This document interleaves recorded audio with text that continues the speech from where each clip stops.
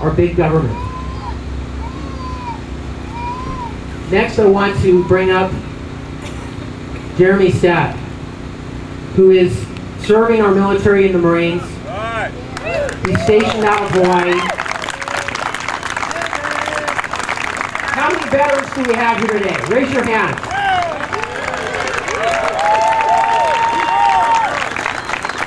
I want to honor you guys. I think if we fix anything involved with a government healthcare system, we need to fix the VA first.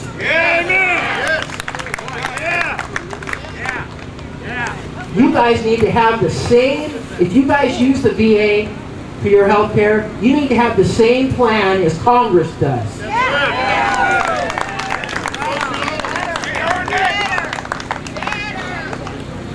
Anyway, I'm going to turn this over to Jeremy. He's going to say a few words and talk about this service, what it means to him, and what it means to this country. So give a hand to Jeremy Staat.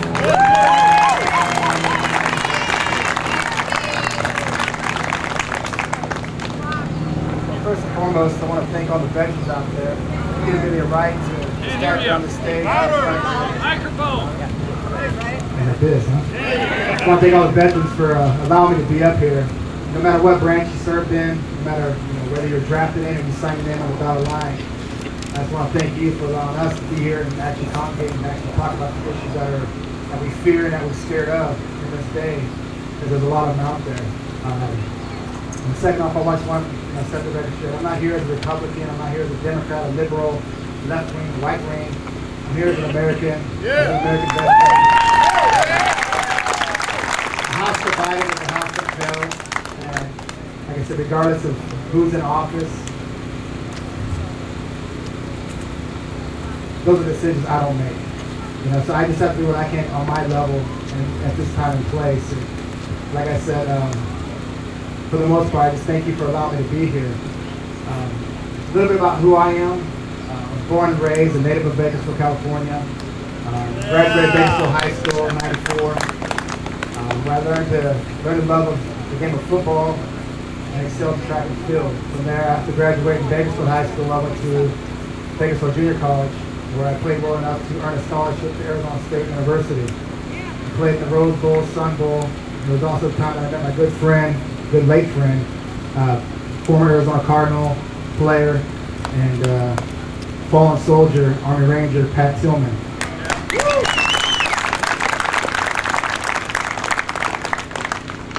From there, I was drafted in 1998 to the Pittsburgh Steelers, where I played 3 years with the Steelers. And along that, when my contract was up with the Steelers, 9/11 happened. And there was just something in me that stirred that said, here I am making a ton of money. I'm supposedly a role model for kids, but yet I wasn't living a lifestyle as a role model for kids. I was kind of a overpaid entertainer.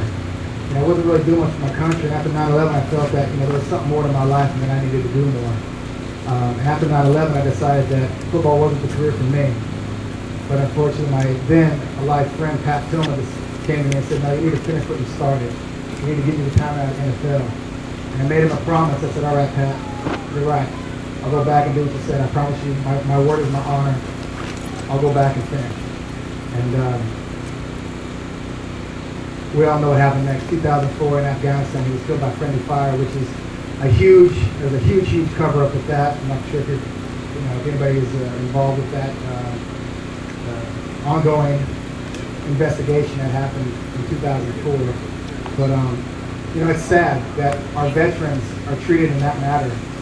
Just last week, my friends in the Patriot Guard, we actually laid 7 vets down in the Bakersfield Memorial Cemetery up off of 223 just last weekend, and one vet didn't even have any family. And it was saddening to see that just at the last minute, an ex-girlfriend happened to decide that she wanted to come down and accept his ashes. But she was so grateful for the Patriot Guard. They're mainly veterans and people who care. We're there to spend 15, 20 minutes just to pay their respects to this man who served our country in Vietnam. Whether you opposed the war or you were for the war, regardless, and this man was a veteran. And we put him in the ground with nobody. except for the Patriot Guard for those who cared.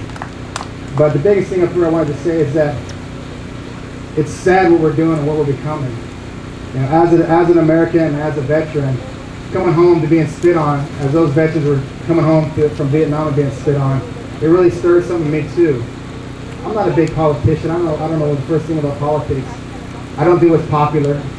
I believe I do what's right. And as I stand here, as a Christian, I believe in our way of life. I believe in the way that this country was founded.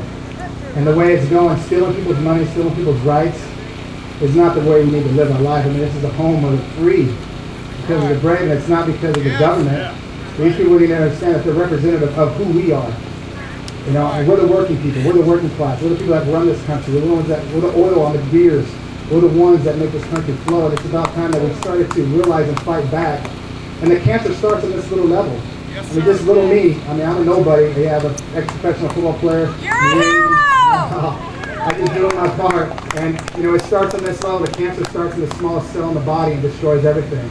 And it's starting down here, and I think it's time that we start fighting back.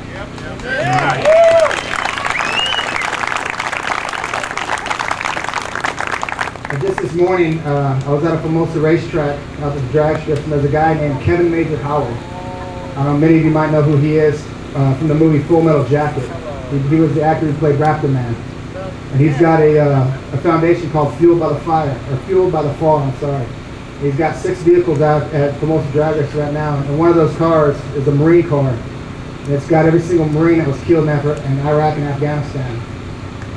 And this morning, they're standing there, they gave me a box of 1-3 and 2-3 Marines that are stationed out in Kaneohe Bay. And to see a box the size that holds business cards, and there's 25 dog tags for Marines that had fallen back in Fallujah. When he gave me that, it just